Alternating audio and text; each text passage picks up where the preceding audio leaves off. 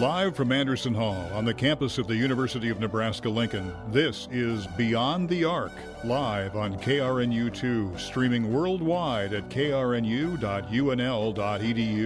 Now, here's your host, Tommy Rezach, along with Reid Hunziker and Kellan and Reid.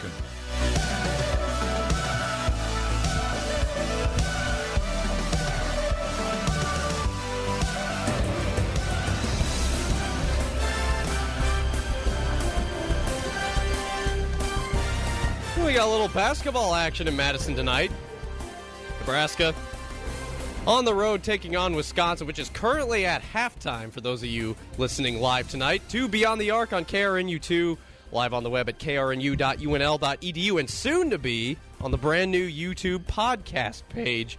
So go to youtube.com, search Beyond the Arc. That will be uploaded later tonight, and you can always go on our Facebook and Twitter page to find more information on that. I'm really pumped about doing this podcast and bringing the show back this semester. Tommy Rezach and the original trio, Reid Hunziker and Kellan and Reid in the building. Zach Penrice from KRNU joining us once again, and then David Stover from the Daily Nebraskan.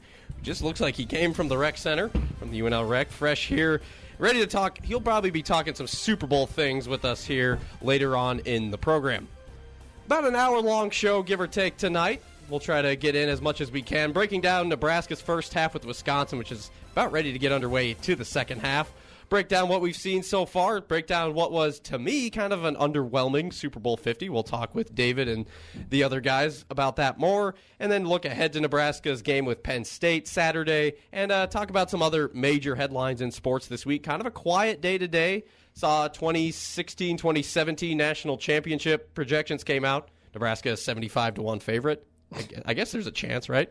And let's see, Zach, you said Cavs and Lakers playing tonight, and so a few interesting things going on in NBA. But let's dive right in, guys, with the topic at hand with Nebraska basketball. Again, Wisconsin leading 30-26 right now, and hopefully we'll know more about how this game will turn out once we get to program's end. But Zach, I guess I'll start with you. You're on the Husker Countdown basketball shows quite a bit. And so I guess from what you've seen, breaking down the numbers, what have you seen from Nebraska in this first half? Well, in this first half, it's been interesting for them. Nebraska's they faced some foul trouble so far. I mean, we talked about that a little bit. Only 8 team fouls, but they got Ty Webster with 2 in the first half. They got Jack McVay with an early 2. I think he had 2 fouls in the first 3 or 4 minutes of that game. Really early. And Andrew White sat out the last good chunk of the first half. He had 2 fouls there too, so he didn't really get into a rhythm. One of Nebraska's best players, of course. He has to be the man tonight on his own with Nebraska playing without Siobhan Shields. So it was an interesting first half. Wisconsin shot very well, 52%, 11 of 21 from the field, but Nebraska, they came back pretty well, and they only trailed by 4 at the break, and actually as we move into the second half, they only trail by 2 now, 30-28 as they knocked down their first shot of the second half. So it was an interesting first half, and I like where Nebraska is at this point, but there's obviously 20 minutes to go, so hopefully they can hold on and get what would be a really big win here in Madison. No doubt. Wisconsin's won 5 straight, and Nigel Hayes, kind of that all Big Ten type of player, playing pretty well right now. Game high 12 points, came into this game averaging 17 points a game. He's the 6th best scorer in the Big Ten, so that'll be something to keep an eye on for sure. So we're not going to give you play-by-play of this game. It is on the Big Ten Network if you want to watch. Turn down the sound and turn us up here on KRNU2. Kellan, I guess I'll go to you now. So as I said, we don't really know the outcome of this game as it's still pretty close, a whole half to go. But if Nebraska were able to pull this one off tonight, that advanced to 14-11 and 6-6 in the Big Ten, and that would be their 4th road win in the conference this year. Given the remaining schedule that Nebraska has, you got Penn State at home, at Indiana, Ohio State, at Penn State, 18th ranked Purdue at home, and then at Northwestern. If Nebraska pulls this one off, they find a way to win, and you look at that remaining schedule. Does this win, if it were to happen, does that put Nebraska maybe back in that tournament talk, or is it too early for that? I think it's too early, and I just don't think Nebraska. I don't think they're going to get into the tournament. And I watched them through this first half. They're really struggling here in this game. They're now down 5. I mean, Siobhan Shields is out. You need him to cut. You need him really at a game like this on the road. And I know sometimes you got to play without your star players. That's true, but we've had trouble winning games with Siobhan in it, and now you got to go on the road where it's very hard to win for any team, no matter how good or how bad. And when you struggle so bad like we do, it's pitiful inside with Nebraska's big man. And they've done all right so far, but they're shooting under 40%, and that's just not going to win you games on the road. And obviously we've seen – I never thought it in my entire career watching Nebraska basketball. We would have a better record on the road in conference play than we do in Lincoln. I mean, 2-4 in Lincoln in Big Ten play. That's unacceptable. You typically say in the conferences, Wisconsin hits another three here. That's unacceptable. I just cannot fathom them getting to the tournament and winning these games. You got Penn State on the road, and we have always struggled with the Nittany Lions in State College. And you got talk about going back to Northwestern. You talk about game against Purdue and Lincoln. And, we all know what happened to Purdue the first time at Northwestern. And I just, guys, I just don't think Nebraska can do it. And that's fair. This year was expected to be a rebounding year, given the fact that the amount of talent that left Nebraska and 6 new freshmen, a couple transfers coming in. Yeah, everyone knew this was everyone at least expected this to be kind of a rebounding year. So, yeah, just real quick, the remaining schedule for Nebraska. Penn State, they come to Lincoln Saturday. Penn State 12-12 on the year. 4 days after that, the 17th, Nebraska at Indiana. Indiana 19-5. Ohio State comes here the 20th. Tip-off time was announced the other day. Was it 6 o'clock? 6 p.m. Okay, yep. I got it right. Yeah, I knew it was 6 or 8. So Ohio State on the 20th at 6. And then at Penn State, as Kellan mentioned, March 1st at number 18 Purdue in Lincoln. The last time Purdue was in Lincoln, I think Nebraska was able to win, and that was 2014. So if there is any marquee win that Nebraska has the best chance at, to me, it's number 18 Purdue. Playing in Assembly Hall and winning there is a very tough task. And then Nebraska ends the year March 6th at Northwestern. And as we've seen, the Wildcats have really come down. They've now lost 8 conference games. Before I get to the next question, Tim Miles met with media yesterday before they left for the Kohl Center in Madison. He was asked the question, how do you replace Siobhan Shields? He's a team captain, was a All-State Good Hands named to the All-State National Team for outstanding work in his community. I know I'm botching that name, but he was just recognized this week for being a good volunteer and just being a good member, contributing to his community. But here's Miles' response to how do they replace Siobhan Shields? Leadership, knows this, but you don't like I told the guys, do your job. We don't need a hero, right? So let's just do our job. Let's everybody collectively. Basketball is the one game where the sum of its parts can be, the whole can be greater than the individuals, and so we need to concentrate on just being a better team. So there you have it. Tim Miles at the Hendricks Training Complex yesterday talking to media and and kind of giving an idea of what's it like to play without Siobhan Shields. And Jack McVay did get tapped to start tonight, and McVay was a player that I thought needed to be making some threes in this game, but McVay in foul trouble early, 2 fouls, only 1 of 4 from the floor, and only 3 points. The big stat to me, gentlemen, is Nebraska 1 of 6 from 3, and Wisconsin 7 for 9. And last Thursday, Wisconsin hit 13 threes to beat Ohio State for that 5th straight victory. You missed the 9th one, too, by the way. Yeah, and Wisconsin just hit a 9th. They're up 10. I think that's their biggest lead as they're nearing the under 16 timeout. Don't worry, we're not going to give you play-by-play of Nebraska, Wisconsin, just kind of giving you updates as they happen. But Reid, I'll turn to you now, bring you in here. Looking ahead, we've already mentioned this a couple times, Nebraska plays Penn State at home Saturday.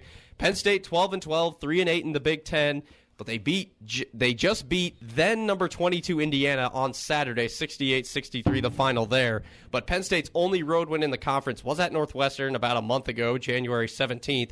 So Nebraska, win or lose against Wisconsin. Does Penn State seem like a pretty manageable game from Nebraska? Is that one that they need to win? Oh, I think definitely it is, and it's not looking good right now against Wisconsin. I think Nebraska has done a good job in the first half, hanging tight, despite Wisconsin shooting over 50% in that first half. But, if Nebraska does fall to Wisconsin tonight in Madison, I think Penn State has to be a must-win, especially in the eyes of the March Madness committee over there. And I think that, Nebraska has to win out, basically. I mean, maybe Purdue we could lose there, but, if Nebraska does lose to Wisconsin, I think one more loss will secure them outside of the March Madness tournament. Yeah, and again, there's really no shame in that. I said at the beginning of the year, I think NIT was the most realistic, and I think Nebraska does get maybe 16, 17 wins, and in my mind, with their schedule, I think that should be enough to get them in the NIT. And of course, you never really know what's going to happen at the tournament in Indianapolis, that going on March 9th through the 13th. Just to look at Penn State, not a good shooting team, not a good offensive team. They're last in the Big Ten in scoring offense. Nebraska scores almost 10 more points a game on average than them. Field goal percentage, they're not good, 40.8%, where Nebraska's about 46. From three, not very good either, 29%. Nebraska's 35%. So Penn State last in scoring offense, field goal percentage, and three-point percentage, and assists per game. Penn State does not distribute the ball well. Now, this is looking ahead. This game is Saturday, still 3 days away, but not too early to look ahead. Both teams not very good on the scoring defense either. They rank 10th and 11th in the Big Ten, respectively. Nebraska, better free throw shooting team, about 72% to Penn State 68%. Granted, these numbers were what they were coming into this Wisconsin game, so this will shift a little bit before the Nittany Lions come to Lincoln, just kind of gives you an idea where these two teams stand before the game. Rebounding margin, Nebraska, much better rebounding team than Penn State, +4 compared to Penn State on the -1 side. Turnover margin, both the Nittany Lions and the Huskers hover right around +1. And then Brandon Taylor's kind of the player that's kind of like their Siobhan Shields or their Andrew White. 6'6" senior forward, 16.5 points a game. He's the 8th best scorer in the Big Ten, and 6.2 rebounds per game, which oddly enough is tied with Andrew White III for 14th in the Big Ten, in the top 15 there. So Brandon Taylor and then Shep Gardner, they're really good point guard, 74 assists this year, and he averages almost 14 points a game. And then their other forward, Peyton Banks, a 6'6" sophomore forward, he's in 10 points a game. So three guys who average double digits per game. Penn State, right at 500, 12-12, and they'll be looking to get on the positive side of 500 if they could beat Nebraska in a hostile environment. So, Zach, we're going to head to break here, but I guess I'll bring you back for some closing thoughts. So, looking at the way this game's going right now, Nebraska down 9. Nebraska hasn't hit many threes. They been getting out rebounded just a little bit by, actually no, they're winning the rebounding battle. But Nebraska 6 turnovers in this game, only 39% from the floor. What needs to change if Nebraska wants to get out with a win? Okay, well, my first thing, Wisconsin has come out red hot in the second half. I mean, they've come out and they've only made 4 shots, but all 4 have been threes. So Nebraska, they're 3 of 7 from the field. That's really not that bad. Nebraska's pretty much playing the same way they were in the first half. But Wisconsin has come out on fire. So Nebraska's doing a good job. They're playing that 2-3 zone. They're daring Wisconsin to shoot the 3 like they have been all game. The only difference is Wisconsin's been hitting them coming out of the break, and so it's just been what's going on coming out of the locker room, and now Nebraska trails by 8. So. They can just keep doing what they're doing and hoping Wisconsin can cool off and maybe knock down some shots of their own. They can get right back into this thing. Yeah, Vito Brown, really kind of one of the unsung heroes from this game. He's a junior forward for them at 6'8" out of Ohio. Vito Brown, 12 points on 4 of 5 shooting. He only averages about 8 points a game. He is in their starting 5, but not a guy you hear about a lot. Bronson Koenig as well, having a solid night, 11 points, and then Nigel Hayes with the game high 13. And Glenn Watson, at this point in time, with about 15 minutes to go, has the team high for the Huskers, 10 points. Glenn Watson, the point guard for Nebraska, only 4 of 8 shooting though. And Kellen mentioned it before we went on the air. A few times, it looks like Watson doesn't know quite how to finish at the rim. He was 4 of 12 against Rutgers on Saturday when Nebraska knocked off the Scarlet Knights 87-63. Well, that's basically Nebraska ball talk in a nutshell. Again, that game, you can see it over on the Big Ten Network, but be sure to hit the mute button on the television and turn the knob up on your radio or on your laptop here on Beyond the Arc. Glad you could be with us on a Wednesday evening. We'll take a quick break. When we come back, we'll look at some other top sports headlines from all around the world in sports, and then we'll get back to some Super Bowl talk and some other things as we get later on in the program. That's all next. From Anderson Hall on UNL campus in downtown Lincoln, Nebraska, this is Beyond the Arc on KRNU2, streaming live at krnu.unl.edu.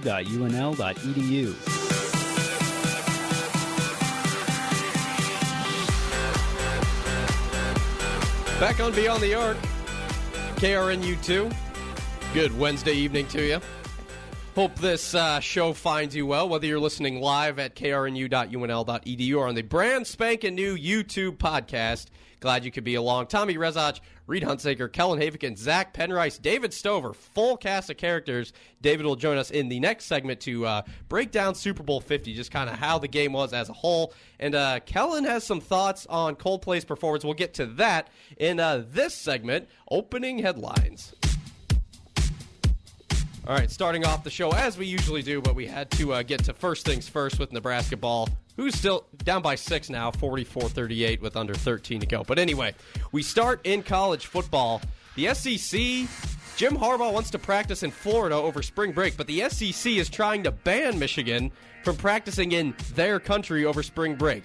Now, before I get to the question at hand here, the league commissioner, SEC Commissioner Greg Sankey, told CBS Sports yesterday that the SEC has asked the NCAA to prohibit schools from holding practice during spring break. This comes on the heels of Jim Harbaugh announcing that the Wolverines will spend part of their spring break, February 27th to March 6th, practicing at the IMG Academy in Bradenton, Florida, and the plan would be to hold practices on February 29th, March 1st, and the 3rd and the 4th. This, again, according to a report from CBS Sports. Now, here's the quote from Greg Sankey, SEC Commissioner. Our primary reaction is that in the face of the time demand conversations, we've got one program taking what has been free time away. Let's draw a line and say that's not appropriate. But let's see. Who do I want to tap first for this one? Reid, I guess I'll ask you, is the SEC really concerned about giving Michigan players time off, or is the SEC just ruffled that the Big Ten is invading, quote, their country? What do you think? Yeah, it's totally mass. It's totally a joke. And, they're hiding this whole thing that, if anybody believes that they're taking away their time, their practice time, it's in the middle of spring. It's not even spring. And, it's 6 months away from kickoff in week 1. So I like what Michigan's doing here. They're trying to get some recruits down there. Jim Harbaugh has a very attractive appeal. You saw the collective cast he had on recruitment day of all the famous Michigan grads there.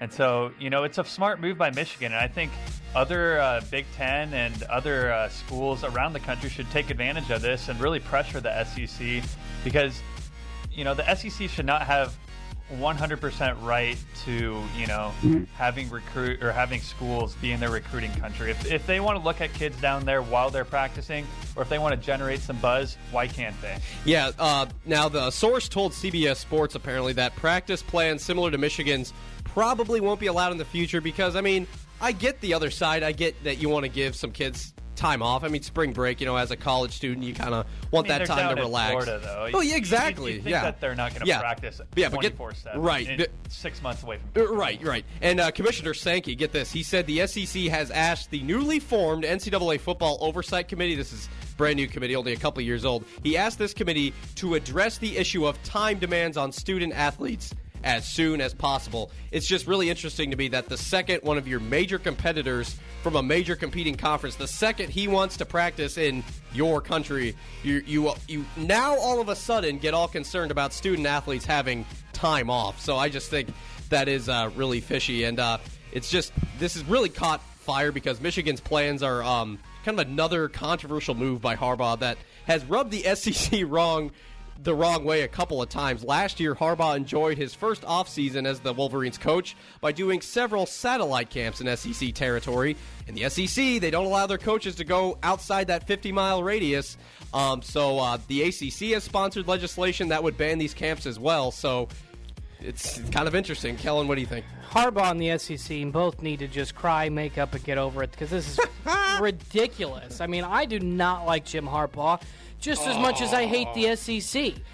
This is pathetic. They're both a bunch of crying babies. These guys just need to get over it because somebody from the Big Ten has stepped onto their territory means we got to... It's not even exclusively SEC. It's ACC territory, too. So let me step in. So then what's the difference if he's going down to recruit? Or if Nebraska comes down to recruit, it's the same principled idea. Well, Nebraska went to a satellite camp at Georgia State last year, so, Yeah, it's like a big deal. Who cares? If the SEC came to Ann Arbor or Lincoln or, say they went to a smaller school like these satellite camps usually go, say Alabama wanted to go to, Doan's practice facility, try to get some JUCO commits, the Big Ten wouldn't care. I don't see the problem with satellite camps, and I get why you're against them because conferences' rules are different. The ACC and SEC, they don't allow their coaches to stretch their legs. The Big Ten does.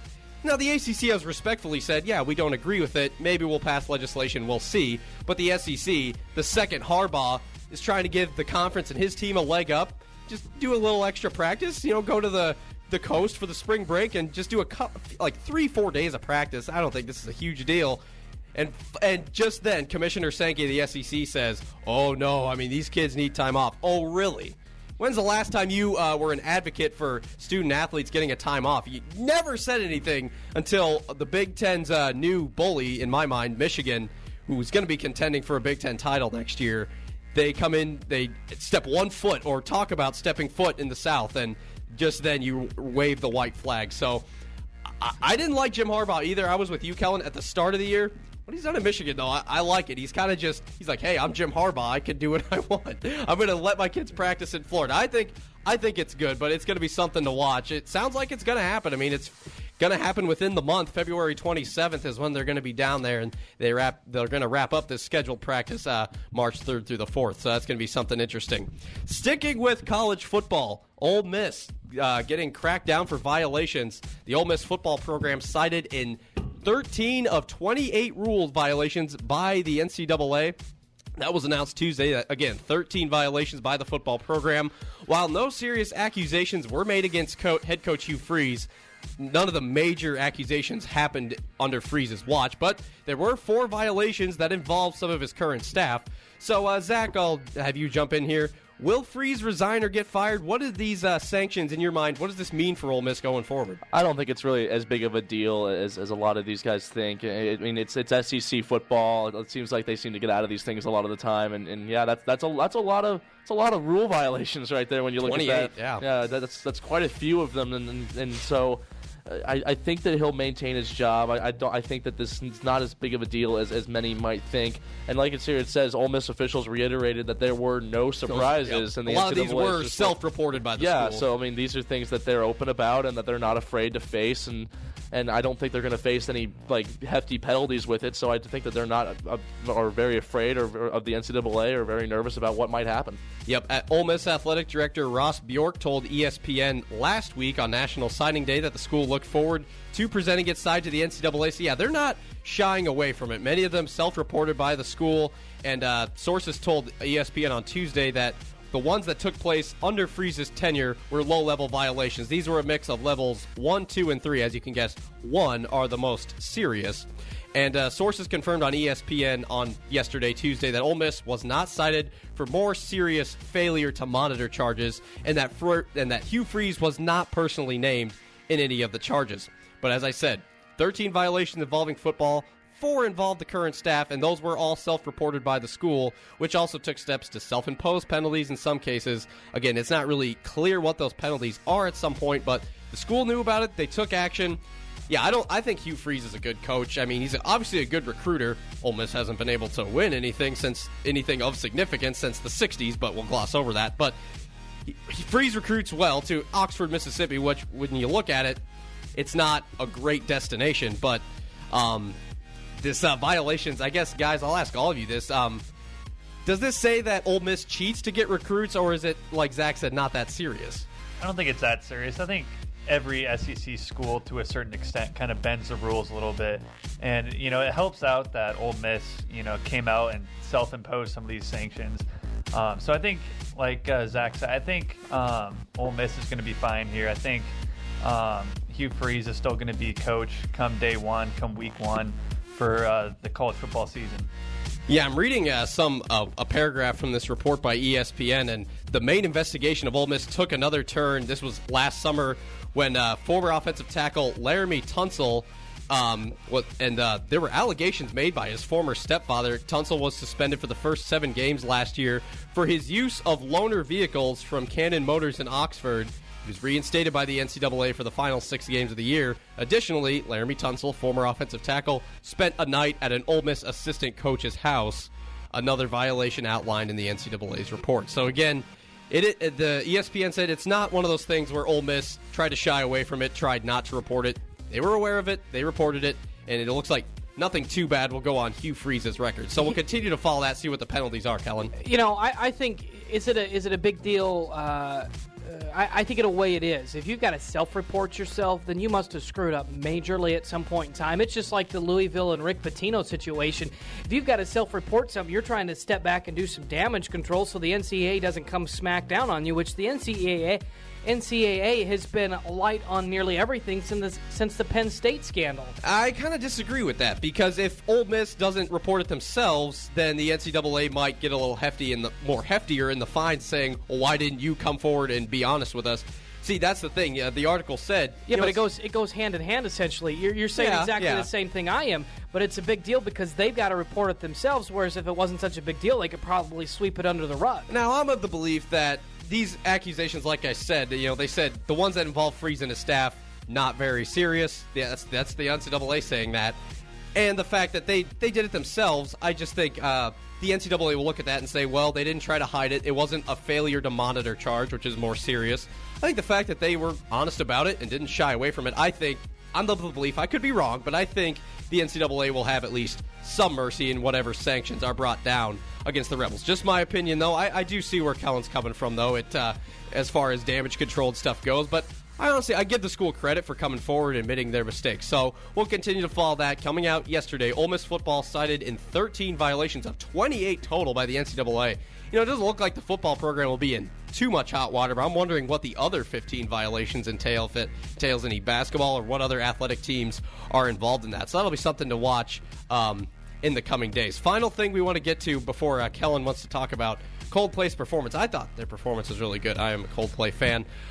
So involving Cam Newton, we're going to talk a lot about him later on in the show. Cam Newton has admitted that he's a sore loser when trying to defend his walking out early on the Super Bowl postgame press conference. Newton said, I believe this was Monday, he said, "You show me a good loser, and I'll show you a loser. It's not a popularity contest. I'm here to win football games," end quote. Newton has got a lot of criticism for this and just how he handled himself in defeat overall. And Reid, I have my take on this. I know Kellan's got some hot takes, so I'll leave this one to you. Is the criticism of Newton fair, or is this just Newton being a fierce competitor? I think it's a little bit of both, and you got to understand this is a kid in the big lights. Cam Newton is one of the most flamboyant personalities in the NFL, and you talk about doing the dab, all the celebration that this team had. When you have a personality like that that's so vibrant and so excited about something that Peyton Manning wouldn't get as excited about, you kind of got to expect that when Cam Newton loses and the Panthers lose. Another thing I have a problem with is when the media right after the game just jumps in with their microphones and just asks these stupid questions. To be fair, the questions were not great. Yeah. You could go back and just say, they just ask, why do you think you didn't win? Why did you not perform that well?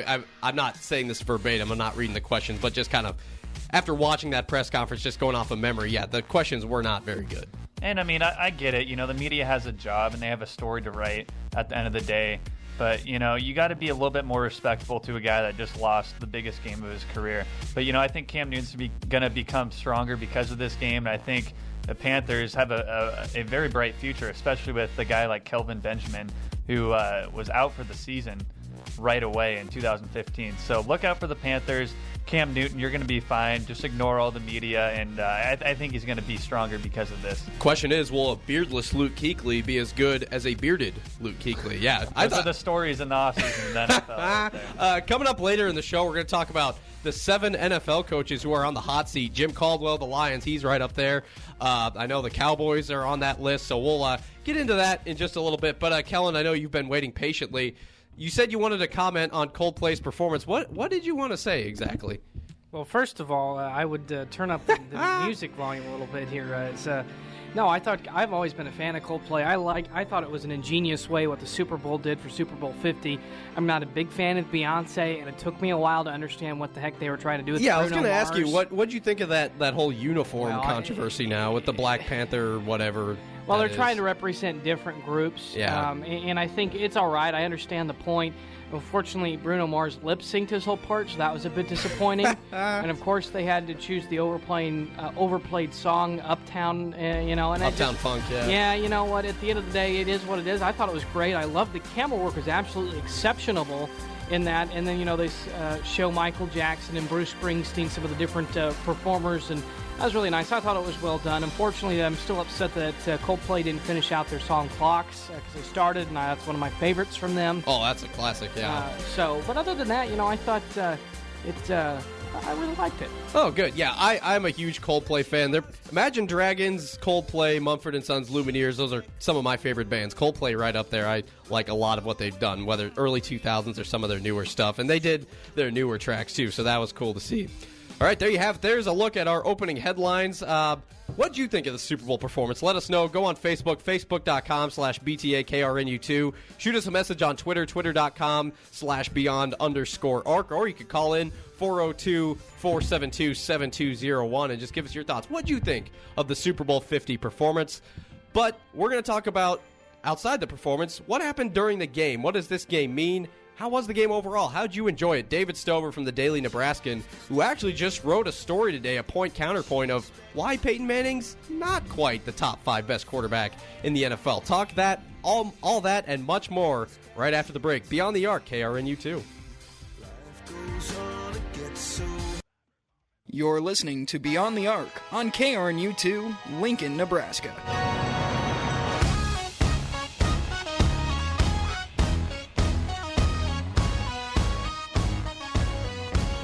Welcome back in. This is Beyond the Arc. I'm Tommy Rezach.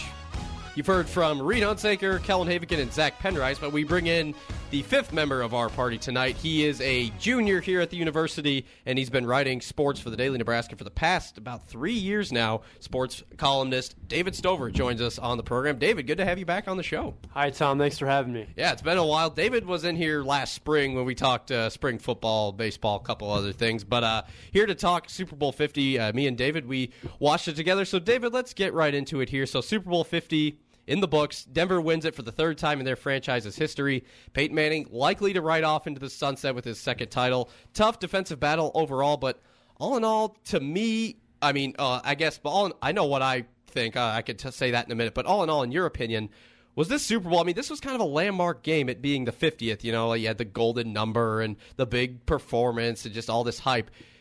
Was this Super Bowl a little underwhelming and unexciting for what was supposed to be such a landmark? Tom, I'd have to say it was. You have a high-powered offense in the Carolina Panthers and a high-powered defense in the Denver Broncos, and basically top teams clashed against each other. And I thought good defense beats good offense any day. And like we saw, Carolina was played out of character and turned the ball over 4 times, and those proved to be costly in their loss. Yeah, 6 combined turnovers, lots of drop passes, lots of sacks. Some good defensive plays. I thought both defenses gave their offenses opportunities. But, yeah, Cam Newton and Peyton Manning combined for what? No touchdowns, 2 interceptions, like 12 sacks, something like that. So in a game that featured 2 landmark quarterbacks, yeah, kind of unexpected struggles right there. We knew Denver's pass rush was the best in the NFL, and we knew Carolina's was pretty good as well. But, yeah, not any huge marquee plays from either quarterback, so that kind of leads me into my next question. Cam Newton's been getting a lot of criticism for being a sore loser. He did shake Manning's hand after the game, but he walked out of his his post-game press conference after just under 3 minutes. According to SportsCenter, there were 6 one-word answers and 3 questions that just went totally unanswered. He then tried to defend his actions yesterday by saying he just hates losing. So with all that being said, is Cam Newton being immature, or is he just reacting how a lot of top quarterbacks would react? I just think Cam Newton's being authentic, he's just being transparent. With a lot of athletes, they go through the regimen of repeating stereotypical answers, and Cam Newton is a competitor.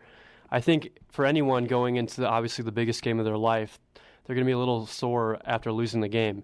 Like you said, he did shake Peyton Manning's hand, and he has a lot of respect for the game.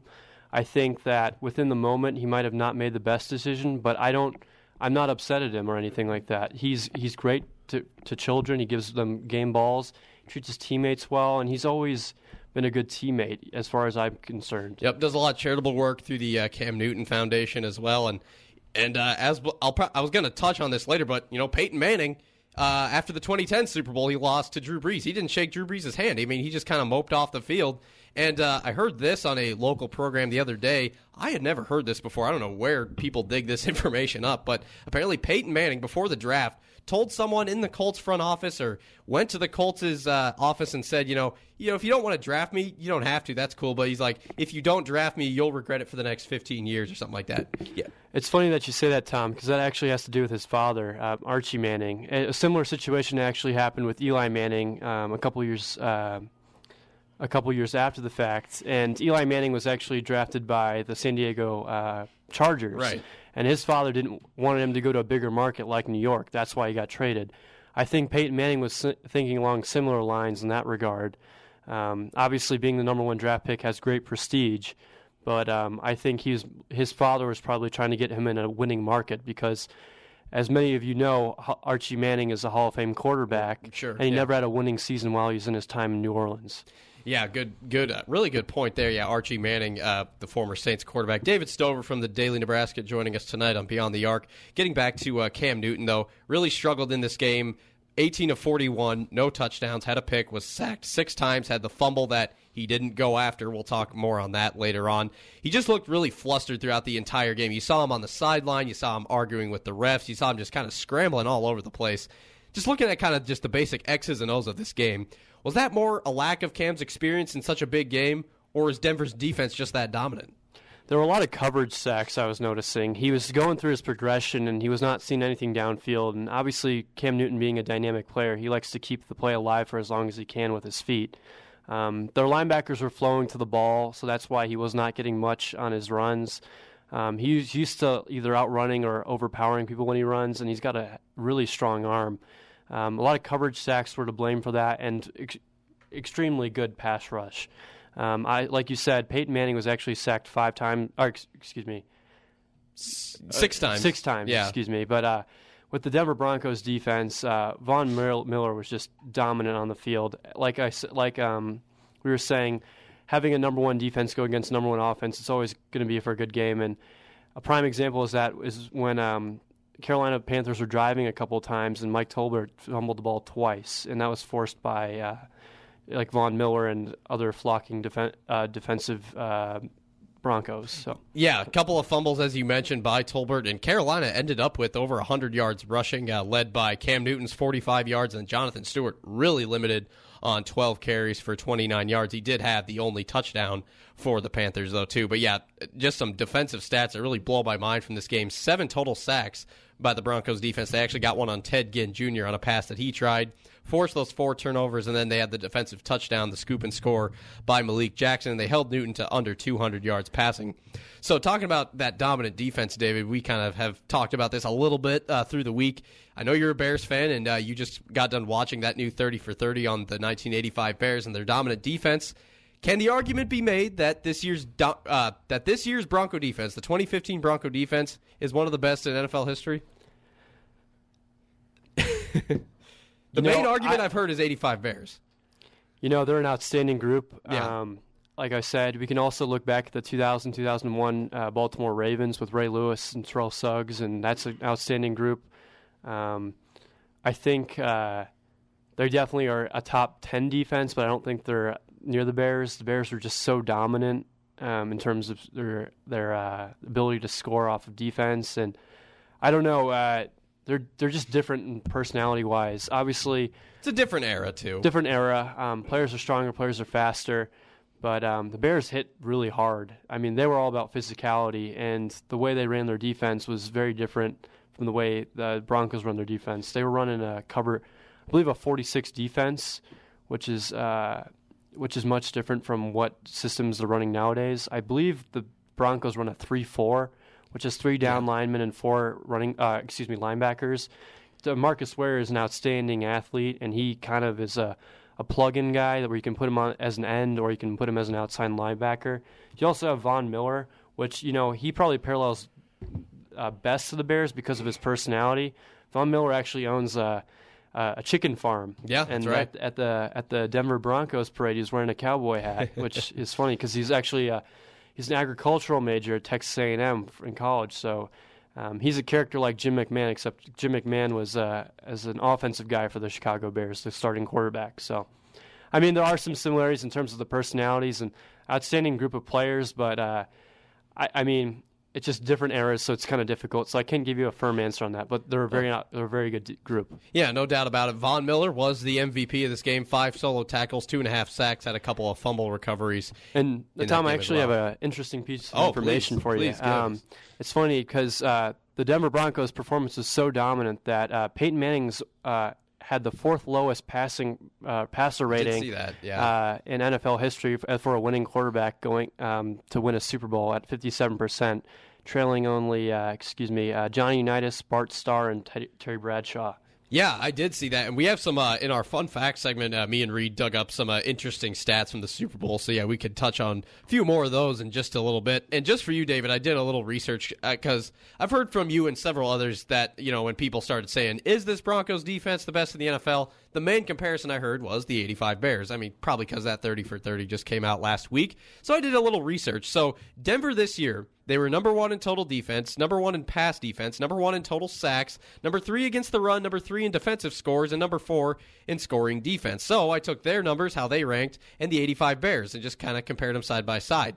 Denver, total defense, gave up 283 yards per game. The 85 Bears gave up 258. Advantage Bears. Pass defense, Broncos gave up 199.6 yards per game through the air. 85 Bears, 176. Again, 85 Bears win that one. Sacks, Denver was number 1 in the NFL in sacks of 52. The 85 Bears had 64. Denver, number 3 against the run, 83.6 yards a game. Pretty similar here, but still 85 a little bit better. 82.4 yards per game on the ground given up by the 85 Bears. Defensive touchdowns, 5 of them by Denver, 1 by the 85 Bears. Then scoring defense, the Broncos giving up 18.5 points per game this year.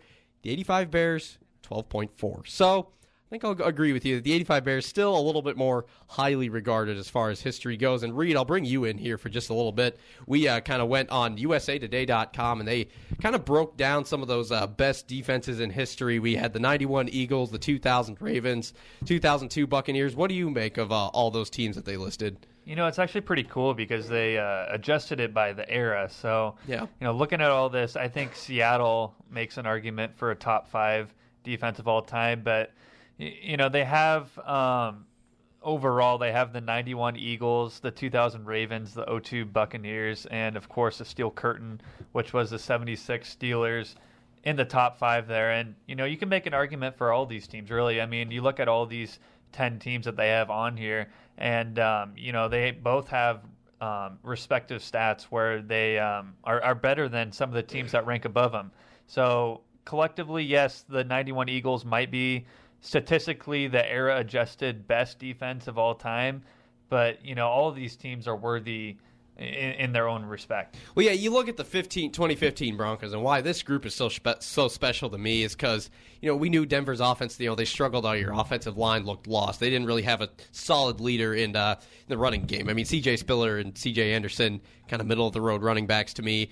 Great receivers, but, I mean, you're switching between Peyton and Brock. Brock just kind of looked like the younger quarterback, like the less experienced, and then Peyton was just, hurt. He was definitely in some pain playing this year and had numerous injury issues, and you saw it, 9 touchdowns, 17 picks this year, so definitely some offensive struggles. And with that, I mean, this Denver defense, the 5 defensive touchdowns, just the big plays that they made all year long. In the secondary, you had Akeem Talib, and then you got Von Miller and DeMarcus Ware, just leaders in every aspect of that defense. And to me, that's what makes this defense really special, is just that Denver's offense rarely, I mean, they had their moments, but rarely did Denver's offense, win them the game. I mean, yeah, you had C.J. Anderson, with a game-winning run against New England, but there, the Broncos pass rush was getting after Brady all night. It was that defense, to me, that carried them right to the Super Bowl, and you saw it in this game. The Bronco offense didn't have a lot of great plays. A lot of their drives down the stretch this year ended in field goals, So I just feel like that Broncos defense is so special just because, I mean, they were the driving force in this title. Not to take anything away from Peyton Manning, not to take anything away from DT or Emmanuel Sanders. But, I mean, if it wasn't for that defense, Denver probably wouldn't have made the playoffs. So I think a guy that we haven't really mentioned is Wade Phillips, is a guy that a lot of people aren't giving credit to. I mean, this defensive coordinator, he didn't even have a job, I'm pretty sure, in 2013. So, he's a great assistant coach and especially a defensive coordinator. And he had a masterpiece of a game plan for this game against Carolina. I think I was listening to Nick Gregath. here in town, and he was saying that the Denver players were saying that Carolina, they ran all of their offensive plays, all of their plays they saw on tape. So what Carolina showed them in Super Bowl 50 was nothing new. So you got to look at Rivera there in Carolina and say, boy, you'd think that you try to switch things up, especially facing that number one defense in Denver. And, the game plan for Carolina was just a carbon copy of what they did in the regular season, and Wade Phillips and that defensive staff really took that to their advantage.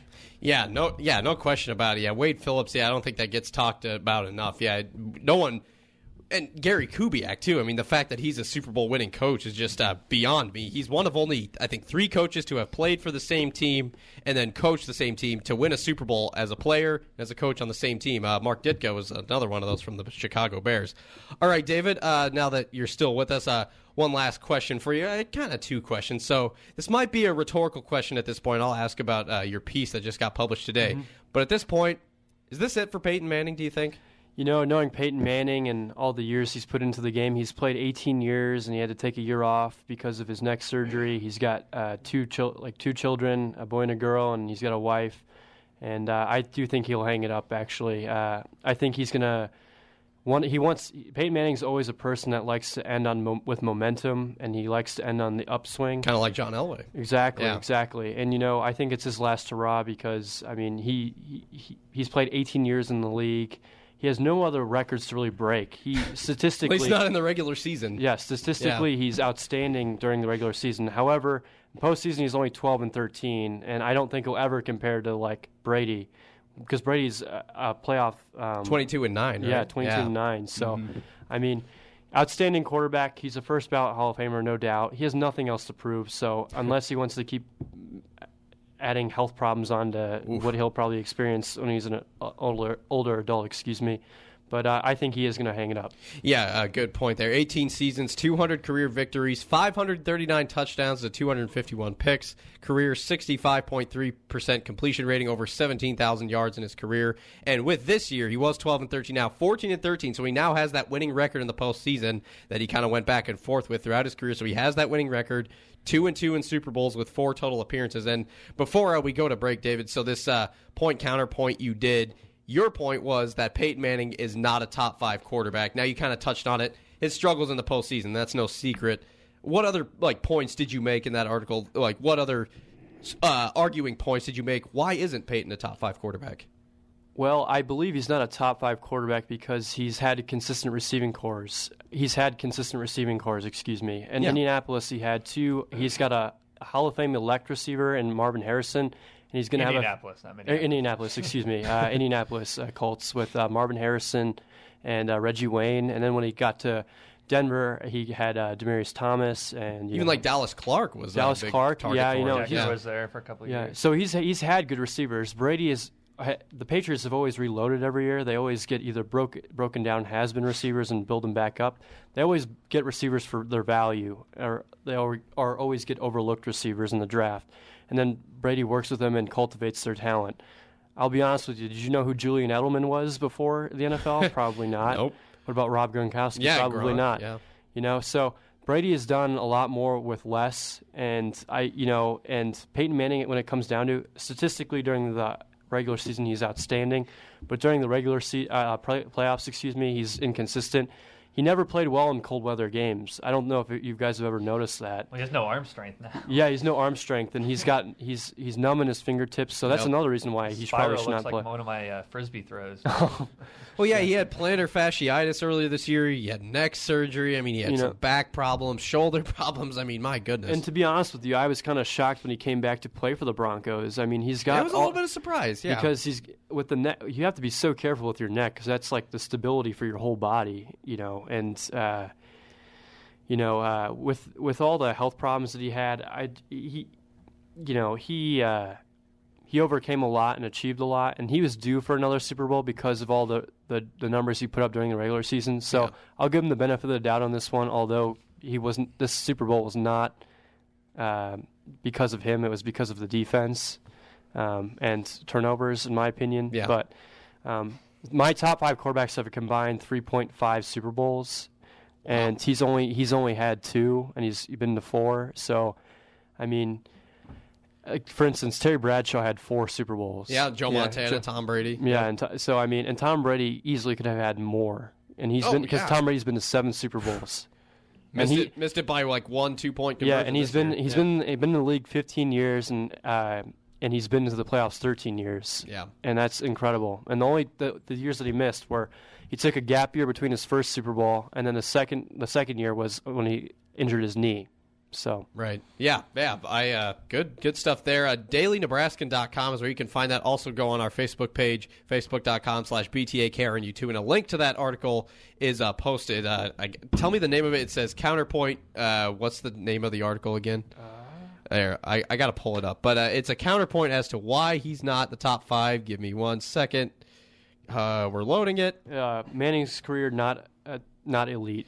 Yes, yeah, there we have it. So it's called Counterpoint, Manning's career, not that impressive, David Stover.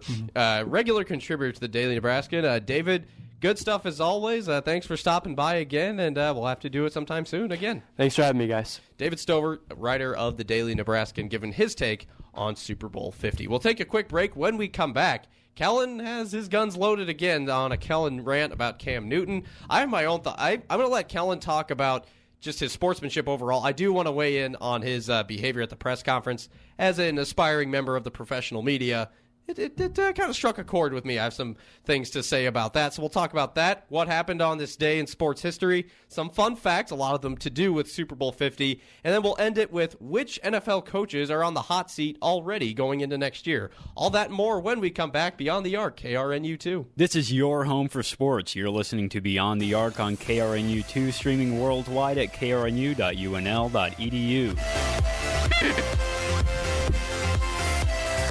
Our thanks to David Stover for stepping in and joining us. About the second or third time we've had him on. He a good friend of the show, always does good stuff at the DN, DailyNebraskan.com on the sports section, and you can go on our Facebook page, click on the link to his story talking about why Peyton Manning isn't top 5. Agree or disagree, it's well done, and it's worth a read.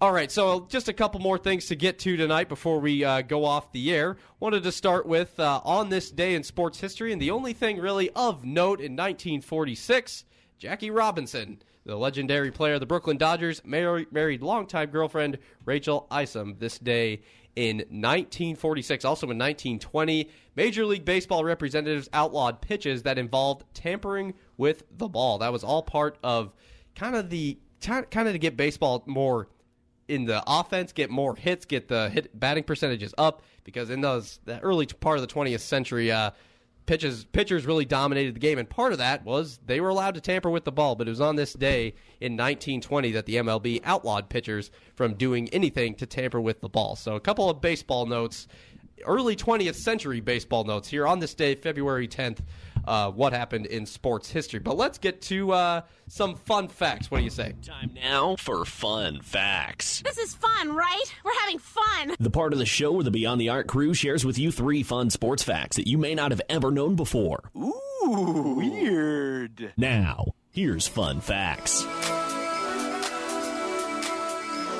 Now, Kellan used all his efforts for the come on man / Kellan rant part of this segment, and no judgment here, because me and Reid did a little digging and found some good stuff about the Super Bowl. And I gotta find these real quick. Give me a second. The Broncos joined the 1968 Jets and the 2002 Patriots as the only other teams to score just 1 offensive touchdown in a Super Bowl victory. The Broncos won with only 194 yards of offense, the fewest ever by a Super Bowl victor. The Panthers, as we mentioned in the last segment, they committed 4 turnovers. Teams that have committed 3 or more turnovers in a Super Bowl are 0-19 since 1980. And finally, Cam Newton came into Super Bowl 50 as the league MVP. The last 9 MVP winners are 2-7 in the Super Bowl. So I have one more to add for that. Oh, please add it. It's going to be the Broncos obviously came in with the number 1 defense, and coming into the Super Bowl, out of the last 10 teams that enter the Super Bowl with the number 1 defense, 8 out of those 10 teams left the Super Bowl raising the Lombardi Trophy.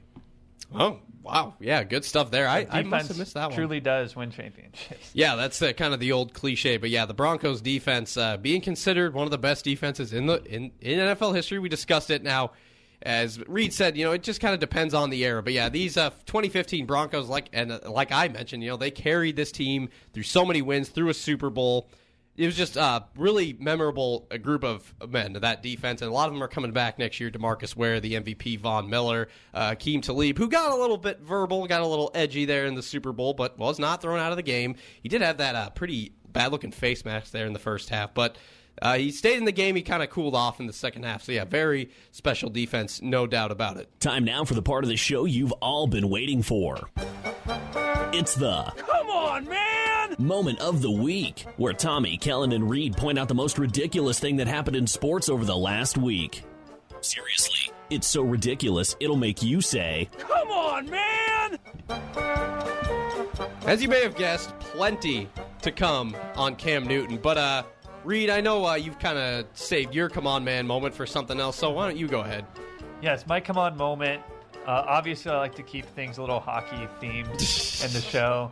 And, I'm a bit of a Flames fan. I think most people already know that. But my big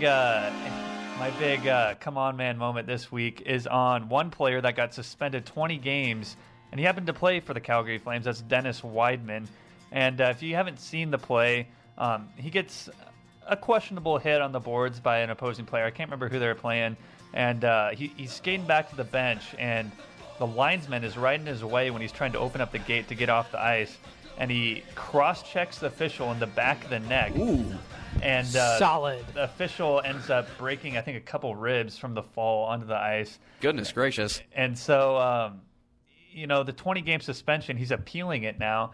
And he's saying that he was concussed in this whole process. And now, if he was saying that he was concussed, that you look at the Calgary medical staff and not so fast, my friend. Sorry. And the athletic trainers, they didn't do anything. They didn't take any initiative to test Wideman during the game. Right after that, to see if he was in fact having a concussion, because Wideman was claiming that his vision was blurry. But this is a guy that I just have not liked on Calgary. They gave him the alternate captaincy, and he takes up $5.25 million out of the cap, out of the salary cap, and he's just a pain in the side for me as a Flames fan. And it's good to see him get that suspension, honestly, because you should never injure an official. I think Kellan Heavy can attribute to that. Yeah, why would you want to hit an official? Yeah, I don't know why you'd want to hit an official. We're the good guys.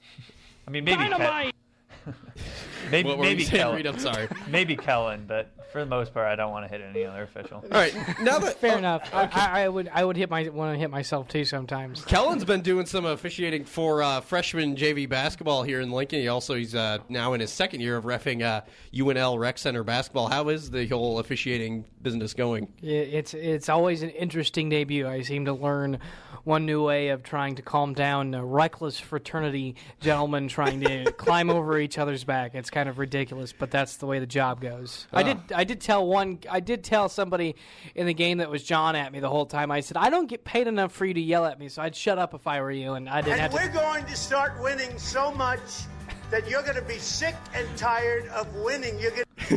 And so he didn't say nothing the rest of the game. So, I mean, if that's the way you got to deal with it, that's the way you got to deal with things. Okay, good stuff there. Come on, man! All right, Kellan, lots to come on Cam Newton, so I haven't used this in a long time. Uh-oh, looks like Kellan's pretty fired up.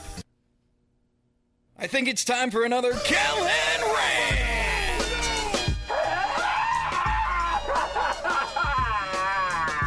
What is Kellan fired up about this time? This is what happens when you say you hate Duke. You get bit by the Duke karma. It's time to find out. Here's Kellan's rant! Dynamite! I'm still going to go out on a limb and say that was one of the greatest things here at BTA Productions that we've ever made. But obviously, Kellan, it goes without saying, lots of talk about Cam Newton before and after this game, but now even more so with the just the way some of his antics on the field during the game and then walking out of the press conference, then him coming out defending his actions yesterday, saying he just straight up hates losing, and he said it on record that he's a sore loser. So I know you have your own thoughts on this, so what your thoughts on Cam Newton? Well, let me start with this. When you put the MVP on your socks before the biggest game of your life, hello cockiness. I mean, come on, dude. I mean, as soon as you knew it, as soon as I saw that, I'm like, you're going to play the worst game of the season, and you're going to lose the biggest game of your life, because you don't see Peyton Manning do that. I've never remembered any type of quarterback going in the biggest game of your life putting most valuable player on your socks. It's the socks. Nobody cares about your socks. I mean, and that's just ridiculous. And then you get into the game, and he has a terrible game. I mean, I know you guys said he probably played better than Peyton Manning. I would disagree with that at some points throughout the game. I saw passes that Cam would have made easily in the regular season. I mean, we're hitting guys over their heads wide open through the ball. He got stripped twice, and one went in for 7 points. And then he goes up into the postgame, and I don't care how bad the questions were, because there's always going to be idiotic questions given by dumb reporters, and that's just the way it's going to be. But you get paid gazillions of dollars to play in the NFL, and that is part of your job. This is worse, in my opinion, than was it Marshawn Lynch of Seattle? Or not Marshawn, or... No, Marshawn Lynch was worse, and I'll tell you why in a little bit. But yeah, it was Marshawn last year in media days, more than once, just going up to the podium for wasting everybody's time with just, I'm just here so I don't get fined. You know why I'm here. I don't know why you're still trying. I'm just here so I don't get fined. It was ridiculous. The thing that upsets me is, here's why it's worse. Marshawn Lynch was kind of a pain in the rear to the NFL, always kind of has been. Cam Newton does so many good things for the NFL. You said it earlier in the show about giving balls to kids. He does so many good things, and so you expect him to stand up there and answer questions and be polite and courteous. Congratulate Peyton Manning in the press conference that could be the last game. Grow up. If you want to win, you want to be a champion, you've got to learn to lose first, and Cam Newton does not know how to lose. And he's never going to win a Super Bowl until he learns how to be a gracious loser. And I thought it was just unacceptable to see one of the biggest role models for kids that are in middle school and junior high and high school come up, because that doesn't teach them anything. It teaches them that losing's terrible. Well, losing is what gets you better, and life isn't always about winning Super Bowls or championships or winning. You're going to have to lose before you can win, and I thought it just was unacceptable, in my opinion, to watch Cam Newton. And then he comes out and apologizes. The only reason he did is he didn't apologize. I mean, he defended his actions. The only reason he came out and defended his action was because his agent said, hey, you better go do this unless you want to. He had to address it in some way, yeah. Yeah, I mean, and that's pathetic. You're doing damage control. If you would have been smart enough in the first place to just own up to the way your actions were, you wouldn't have had to do anything. Yeah, interesting take. Zach and Reid, anything to add to this discussion? Well, I'd like to chime in on an earlier topic that was is this defense? I mean, it's completely off topic of what Kellan was just saying. There was some very good points, but earlier you brought up the argument as if this defense is as good or better than the '85 Bears defense, and in my opinion, there is just no way. I mean, the '85 Bears defense. I mean, the final score of their Super Bowl was something like 42-10. I mean, when they beat the Patriots, right? They just blew them out. I mean, it wasn't even close. And at one point in their season, but they had Walter Payton and Jim McMahon, right? Too. Right. No, I mean, their offense it was good, but they also, I mean, they had the fridge. He scored a touchdown in that Super Bowl. Remember? That was awesome. Yeah, and just looking at and watching that 30 for 30 on the '85 Bears, there was a topic that came up, and that team, they allowed 13 points in November. I mean, they did have a lot of shutouts. That is absurd. That they won. There was a 2-game stretch where they won the 2-game stretch 81-0. I mean, it was just crazy. I mean, I don't know how you can do something like that. My thing would be, and somebody said the same thing and said, I think the '85 Bears were the best team, and I would agree with you, but just one counterpoint I would bring up, because I think this is probably the best Super Bowl performance we've seen by defense, just because of what we know the Panthers put up throughout the regular season. My thing would be is 30 years ago, teams aren't coached like they are today. 30 years later, 2015, teams are coached to a more offensive mindset. We've got more passing, more variability in the offense back to what it was 30 years ago. I'm just saying it's a counterpoint to think about. Years ago it was more running, it was more one-dimensional, and so I think there you could go a couple of different ways. I still agree with you, Zach. 85 Bears are the best, but I think they're the best. Super Bowl performance was by Denver. Right, and I agree with that. But thinking about those teams, and you think about what the 85 Bears were after the 85 Bears. I mean, they brought a lot of their guys back. I think pretty much everybody back in that defense and everything. That 4-6 defense that was dominant and nobody could figure out. And they only had the one loss of the season to Dan Marino, and the Dolphins was the only team that could actually beat them that year.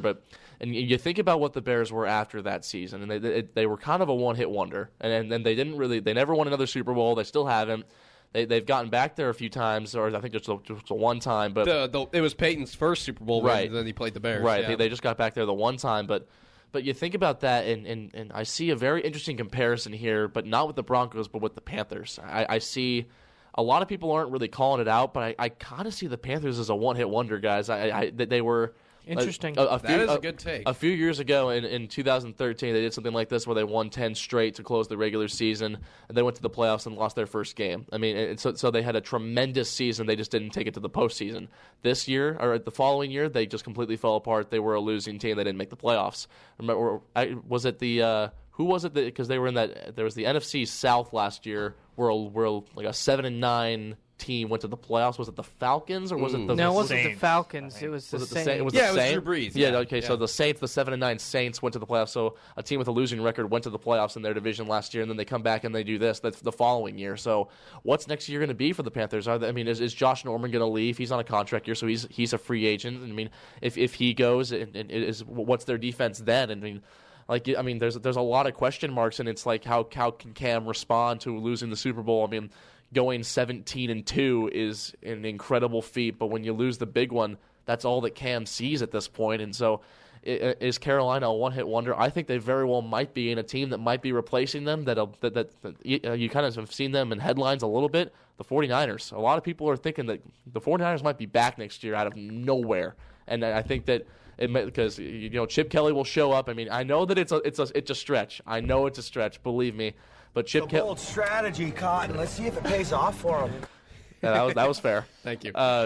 So Chip Kelly can show up. I do not think he is going to be cool with Blaine Gabbert taking the snaps for him. I think it's Colin Kaepernick's team again. And what can he bring for Colin Kaepernick? When Chip Kelly showed up to Philadelphia, he had Michael Vick as his quarterback, and I think that Colin Kaepernick is much better than Michael Vick. He's got the experience. He's been in the Super Bowl before. He didn't win it, obviously, but Colin Kaepernick can be the 49ers guy, and he can be Chip Kelly's guy, and I don't know. It's a tough division, obviously. I mean, they got the Rams moving to L.A. They're still with Seattle and Arizona. It's one of the tougher divisions in football. Yep. But I think that they could be a team to monitor next season, especially with all the new faces that are with that program. And we're going to start winning so much. That is what I don't know. I just think it's hard to get excited about the 49ers right now because I mean, Chip Kelly went into Philadelphia. People. That's what I have to say. Anyway, Chip Kelly went into Philadelphia. Kellan, I have one thing to say to you. Reid, where's the you're fired button? I can't. Oh, You're fired. Yep. Kellan. I'm not leaving. So You're nice fired. try. You're fired. Well, I tried. I mean, this is about probably the 12th time or so I've tried to somewhat officially fire Kellan off the show. But, I mean, no, Kellan had some good points about Cam Newton, kind of got to some of the things I was going to say. But to wrap up this whole Chip Kelly talk, the only thing I can say is it's hard to get excited about the Niners because Kaepernick has taken a step back since Harbaugh walked out. And Blaine Gabbert, you know what you're getting with Blaine Gabbert, mediocrity. And Chip Kelly, a lot of people, what Zach was saying about, Kelly's going to come into the 49ers, retool them, and they're going to be Super Bowl contenders. They're saying the exact same thing when he came to Philadelphia. Had all these weapons to work with. They lose LaShawn McCoy, and they pick up Sam Bradford, and they just give up some of these top players. Jeremy Maclin leaves. I mean, things fell apart. Now, granted, he did get a couple 10-win seasons, but things just eventually regressed and spiraled down into this year. Unless Chip does an actually smart move and is actually able to keep their good players and maybe go get a few really good players on some trades or in the draft or something, okay. But, I mean, right now, with Kaepernick, Gabbert, and Chip Kelly waving the 49ers banner right now, really hard to get excited. But that's just my take on that. And the only thing I wanted to leave with is the whole Cam Newton press conference thing. Kellan, he touched on the things. Coach Ron Rivera, just about Cam Newton in general, said Tuesday, I think he'll learn and grow from this situation, this being the Super Bowl and everything that comes with it. And he says, I think he'll come back and be stronger next year. And I would agree with that. I think the Panthers, that defense, even if they lose Norman, that's still one of the best defenses in the NFC and all of the league. Panthers will be fine next year. I think they'll be back. I think Cam Newton will. He is 26 years old, still a young man, only his fifth-year pro. I think he'll learn from it, and I think he'll come back and be a better quarterback. But the whole thing with the press, first off, I do think Marshawn Lynch's thing was worse because it stemmed back to the regular season. You'll remember the, yeah, And then the ski mask, I'm thankful, that went on just forever. And then he comes into Super Bowl media days, just wastes everybody's time. What Cam Newton did is no more acceptable. I mean, like I said, 6 one-worded answers, 3 ignored questions. His hood was up. He just kind of had this mopey look on his face the whole time and just walked out right in the middle of a question. Let me ask you guys. You guys have had some crappy jobs before, right? You guys had some jobs that... Sure. And then you've had some jobs that maybe you like better. Like Kellan, you like basketball, so you like officiating. But there's always a part of your job that you don't like. Am I wrong? There's always a part of your job that you work with. Yeah. That's the same thing here. I know that a lot of those athletes and coaches, they don't always like working with the media, but that's just kind of the agreement. The media has a job to do. They've got to report on that stuff, and it's part of their obligation to go to the media, just be respectful, just give them some time, just give them some substance, something to work with. Just give them their time because, everyone has a job to do. And that is a crappy part of the job. Showing up to the press, especially after a loss, after the biggest loss of your life. Yeah, it's a really crappy part of your job. Still part of your job, but it still has to be done. So that's just kind of my whole thing, and it really did bother me because, like I said, I am a member of the media. When someone does that, Kevin Williams kind of did a similar thing in Nebraska at fall camp. He just kind of went on this little 20-second spiel about how it's so unfair that everyone calls him a backup and then he's not speaking to the media until they got that cleared up. It's just like, well, it's part of your job. I mean, I get it. It's different in college, but still, I mean, the media has a job to do, so just be respectful of that. Kellan, what were you going to say? I was just going to say it's a bit different in college, but now you can still say they're still getting paid. Before Nebraska was paying their athletes to do it, if it was they weren't getting paid, then they have a different say and it's a different story. But now that you're getting paid and you get $3,000. It's like an unwritten obligation in your contract, basically. Just give the media your time and be respectful. The media stays out of your way when you're doing your job on the field or on the court. So the least you could do is give the media 5 to 10 minutes of respectful time, respectful answers, and just let them do their job. They're there for the same reason as you, doing their job, and you just got to be mindful of that and be respectful of that. And Cam Newton certainly isn't the first athlete to act like that in a press conference. He certainly won't be the last. You still see grown men, head coaches doing it. So, but still, that was probably the most frustrating part. I mean, you've got to be gracious in defeat. Now, Peyton Manning, keep in mind, for those of you saying that Peyton Manning does no wrong, he did not shake Drew Brees' hand after the 2010 Super Bowl. So what Cam Newton did isn't that out of the ordinary. I mean, I just think that Cam Newton is he's perceived a little different than Peyton Manning just because of their cultural differences. They both had really different upbringings. Cam Newton raised urban and grew up in this hip hop culture where Peyton Manning comes off as the farmer boy who went to Tennessee with the accent who loves to drink Budweiser and eat Papa John's, right? So they're just perceived differently. Peyton Manning is not a saint. He, like me and David said, he went into the Colts and said, if you don't draft me, you're going to regret it for the next 15 years. It's like, slow down, rookie. The Black Shirts just got done torching you in the national championship. So Peyton Manning, he's had his moments. Cam Newton had one here, but it was his first Super Bowl, biggest loss of his life. I get why Cam was sad. I get it. It's hard to be gracious, but that's just part of your job because, like Kellan said, there's people looking up to you as a charitable guy, as a leader, as a great player, a great face for the Panthers organization, a great face for the NFL. With that being, and that title, that perception comes with responsibilities, and part of that, just let the media do their job and just be respectful for about 5 to 10 minutes. I know it's hard after losing a Super Bowl. I'm sitting here saying, if I lost a Super Bowl, I'm not really sure how I'd react. It's only a game, folks. Yep, but it's not that unusual. And if you're hating Cam, I get it why you're mad at Cam. I get why it's frustrating, but it's not that unusual. You'll get over it. And I do really, Ron Rivera believes that Cam will be made better after it, and so do I. I think Cam Newton will learn from it. Again, only 26 years old. He'll be fine. Well, we're going to take a quick break. We're going to wrap up the show when we come back. Which 7 NFL coaches are on the hot seat? We'll discuss that. And Nebraska did fall in Madison. On our YouTube channel, we're going to post just a quick roundtable discussion on this Wisconsin game and then preview the Saturday's game with Penn State. So lots to come yet. Stick around. Beyond the Arc, KRNU 2. From Anderson Hall on UNL campus in downtown Lincoln, Nebraska, this is Beyond the Arc on KRNU 2, streaming live at krnu.unl.edu.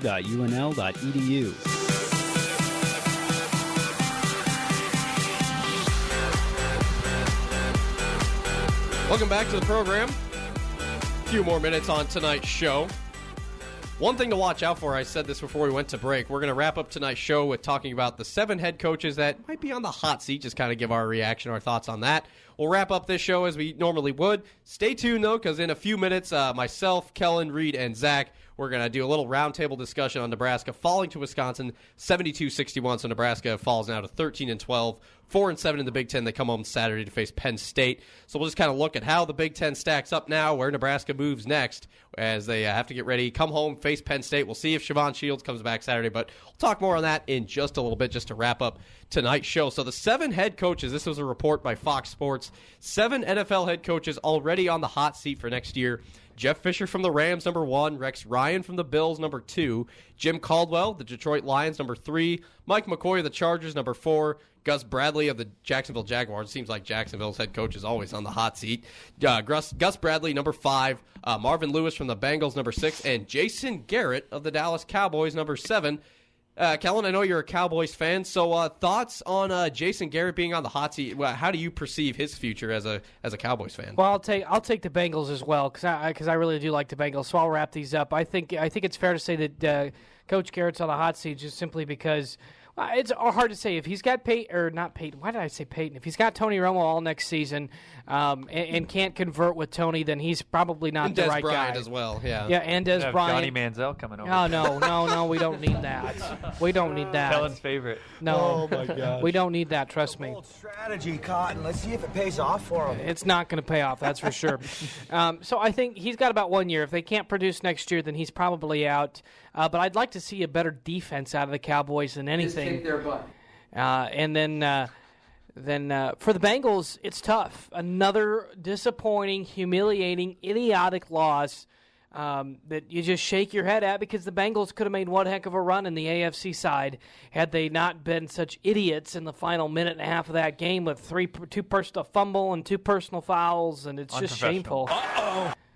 So that's how I would look at that. But Marvin Lewis probably is on the hot seat. He's in the same position Jason Garrett. Can't convert next year. He's probably Gandhi. Yeah, good point. Zach and Reid, any name? Obviously, I'll dissect Caldwell as best I can as my Lions fan with my Lions fandom. But any names on that list that spark your interest, fellas?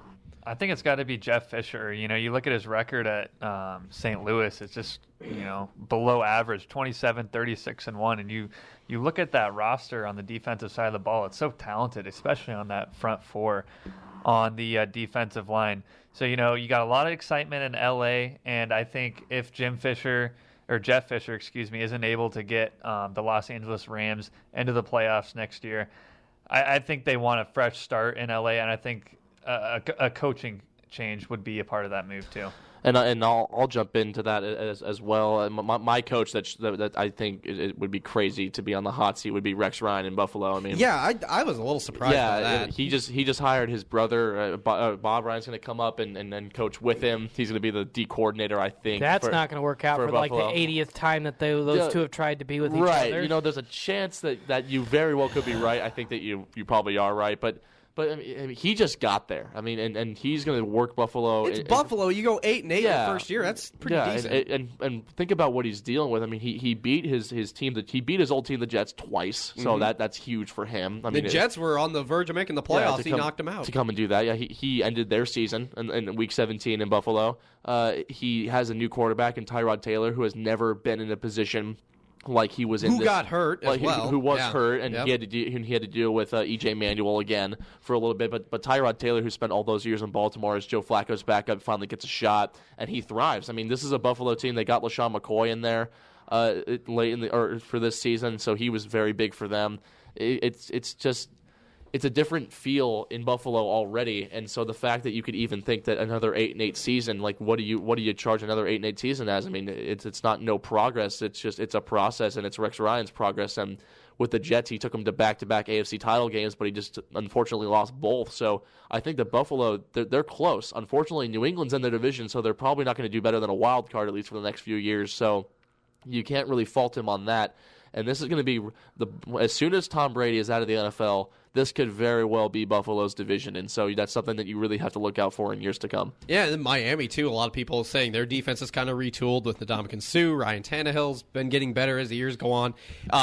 Rex Ryan, like Zach said, kind of caught me off guard. Here's what Fox Sports says about Rex Ryan, kind of their reasoning. It took less than a season for all the excitement generated by Ryan's hiring to fade. The same problems that haunted his teams with the Jets, inconsistency, penalties, and undisciplined play surfaced with the Bills during his 8-8 debut. Ryan, whose forte is defense, which that's kind of no secret, also somehow screwed up a unit that was among the NFL's best in 2014. 4 years remain on his contract, but it's no secret that Ryan is under heavy pressure to end Buffalo's 16-year drought without a playoff appearance, and Fox Sports says a potential replacement is waiting in the wings in offensive coordinator Greg Roman. Not a bad argument, because the Bills defense in 2014 got so really, really good, and Bills defense kind of inconsistent, a few penalty problems as they went down the stretch this year. So I kind of get where he's coming from, but I'm with Zach. Give Rex Ryan some time and give Buffalo some time. It's just kind of a tough franchise. They're in a tough position right now. So again, the 7 names on this list: Jeff Fisher of the Rams, Rex Ryan of the Bills, the Lions and Jim Caldwell, Mike McCoy of the Chargers, Gus Bradley of the Jaguars,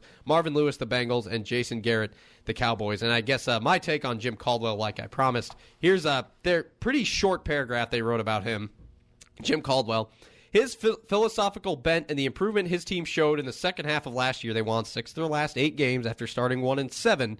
That prompted new general manager Bob Quinn to keep him on the job, plus Martha Ford, who's basically the president of the organization, as always liked Caldwell. That doesn't guarantee Caldwell long-term security. The challenge of getting back in the playoffs will become harder if wide receiver Calvin Johnson follows through on the thoughts of retiring. I do agree with that. He's probably one of the in my mind, top 5 best receiver in the NFC, possibly one of the best receivers in the NFC North.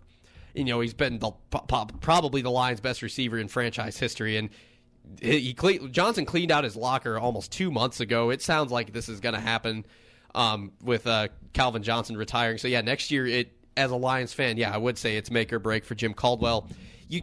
I agree with the organization's decision not to fire him, even though they went 7-9. A coach that gets you 11 wins in his first year, you can't really just kick him to the curb. I like the fact that they kept him. I like Caldwell. Jim Bob Cooter, the offensive coordinator, has done great things. Matthew Stafford likes both Caldwell and Jim Bob Cooter. Just the work that they've done. The running game is coming along, folks. Give Amir Abdullah some time. I think Golden Tate can step in as that best wide receiver role. I do think, though, the Lions do need to get like a tight end or a wide receiver in this draft because Brandon Pettigrew is getting old. Theo Riddick does provide a decent receiving option at running back, same as Abdullah, but you still want one more reliable target out there. Eric Ebron, that was the number 1 pick for Detroit a couple years back. He's really come along. So I think Tate, Ebron, and you got Theo Riddick or Abdullah out of the backfield. I think Detroit should try to acquire a receiver. And that will, I think, in my mind, ensure Caldwell coming back another year. So, it's definitely a pivotal year in Detroit for Jim Caldwell coming up, no doubt about it. Well, that's basically all we have for you tonight. Good stuff. We thank Zach Penrice for being a guest of the show. Zach, the last time we did a show was December 2nd. It's over a month ago, so this is your second consecutive appearance on Beyond the Arc. So I think that's the first time that's ever happened with any of our guests. So congrats to you. Oh, thank you very much. It was another pleasure to be here tonight. I think the last time. Okay, thanks. Thank you, Kellan, for that. Anyway, but my thanks to Zach for joining us for basically the entire program. Daily Nebraskan writer David Stover. And by the way, I'll post that list of the 7 NFL coaches already on the hot seat according to Fox Sports, and you can read that and see for yourself why these 7 coaches might be out of a job after next year. Well, again, this show will be podcasted. You can check us out if you missed us live. You can catch the podcast, youtube.com, search Beyond the Arc. We're going to post this podcast, and then, like I said, stay tuned. In just a few minutes, we'll kind of regroup, regather, and just quickly recap roundtable, talk about Nebraska's loss against Wisconsin. Nebraska falling 72-61 in Madison tonight. But that was a good conversation about the Huskers to kick the show off. This is a fun show. I enjoyed it. Hopefully be back next week. We're live. We're going to be live now every Wednesday at 7. Seems to be the best time that works for all of us. It just kind of varies between semesters which time works best for everybody. But Wednesday night at 7 is when you catch us live. If you missed the show, catch our podcast, youtube.com, and search Beyond the Arc. For Reed Hunsaker, Kellan Haviken, and Zach Penrice, I'm Tommy Rezach saying so long. Thanks for joining us. We'll see you next Wednesday. And hopefully you check out the podcast. Give us a like on Facebook, facebook.com/BTAKRNU2. And on Twitter, twitter.com/beyond_arc. See you next time. Have a great night, everybody.